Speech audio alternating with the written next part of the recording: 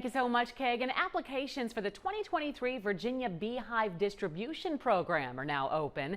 That program provides free equipment to construct new beehives. The State Department of Agriculture and Consumer Services says this helps with the dramatic loss of honeybees in the Commonwealth. Honeybees are essential for people and nature in Virginia.